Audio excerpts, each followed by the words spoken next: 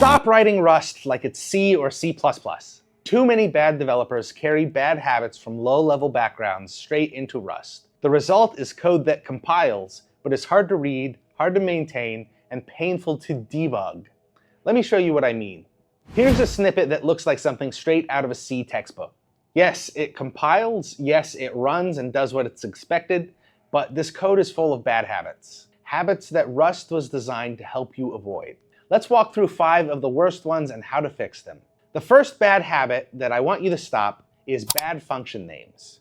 The function do stuff tells you nothing. What kind of stuff? With what purpose? Rust encourages explicit, descriptive names. The function should say what it does. If this code is summing two values and checking a threshold, then call it sum and check. Clear, direct, and unambiguous. Now anyone reading it knows the intent immediately without having to guess what the function does. The second bad habit you need to stop right now is bad variable names. In the example we see res, temp, a, b, and s, and none of those help you understand the logic.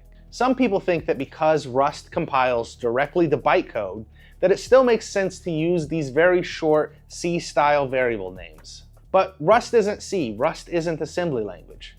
You don't need to use one-letter identifiers. Clean code practices tell you that you should use names that reflect the values that those variables hold. Change res to total. Change temp to current value. Change A and B to first number and second number. Change S to status. These tiny little changes in variable names makes the code self-documenting. You no longer need a comment to explain what's happening in the code. Think about this. You open the function 6 months later. You see these unclear variable names. Do you immediately remember what they mean? No, you waste time scrolling, searching, and trying to reassemble your own mental model of the code. This causes extra cognitive load, and cognitive load theory tells us that we're able to solve harder problems when we lighten the number of things that we have to think about or relearn, i.e. lightening our cognitive load. Even a tiny friction point stacks up, and soon you're fighting your code instead of solving real problems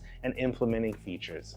The third bad habit, bad function return values. In the example, the function returns a string with either OK or error. That's not how Rust code is supposed to look. You're throwing away the type safety guarantees that Rust gives you, and you're forcing the caller to parse text instead of working with actual logic. String matching was one of the earliest habits I took over from Ruby and JavaScript that I had to unlearn when writing Rust. You aren't using Rust just because it can compile into low-level bytecode. You are using Rust because the type safety system allows you to stop errors before they ever happened.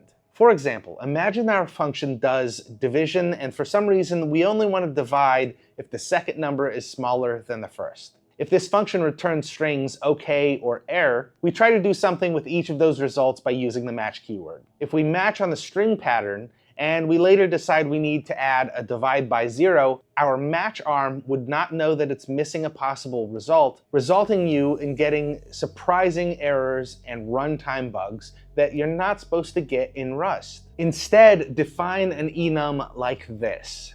Now the function can return status OK or status error states from the enum, and when we add the divide by 0 option to the enum, the compiler stops us from making a mistake and forgetting to handle that case. This is safer, more efficient, and matches the way Rust wants you to think. You can still convert the result to a string later if you need to display it, but your logic stays type safe. The fourth bad habit to unlearn is non-self-documenting code. In our original example, we have a function called doStuff. You can't tell what the stuff is without going back and looking at the original code. Instead of naming the function doStuff, we should write a function called see if we can add numbers. Now, the code tells its own story. You don't need a comment. Anyone reading the code knows exactly what's happening. The logic is transparent and obvious. The fifth bad habit to break, bad readability. Fixing the habit of inconsistent naming, use of magic numbers, and poor function signatures will take your code from an unreadable mess to something that is pleasant to refactor and easier to maintain. You should never have to decode the intent of code. Code should be clean, clear, and easy to maintain. All the intent should be there in the names and structure of the code itself. Fixing these 5 bad habits will make you a much better Rust programmer and just a much better programmer in general. Each of these comes from writing Rust like it's another language like C or C++, but Rust is not C. Rust is designed for clarity, safety, and expressiveness. If you follow these principles, your code will be easier to debug, easier to extend, and easier for others to read. The next time you sit down to write Rust, don't ask yourself, what's the shortest code can I write? Ask yourself, what's the clearest and cleanest code I can write? That little shift will make you a better Rust programmer, and it will make your projects far more maintainable in the long run. If you want some ideas for projects you can develop, click this next video for some cool ideas of what you could program in Rust.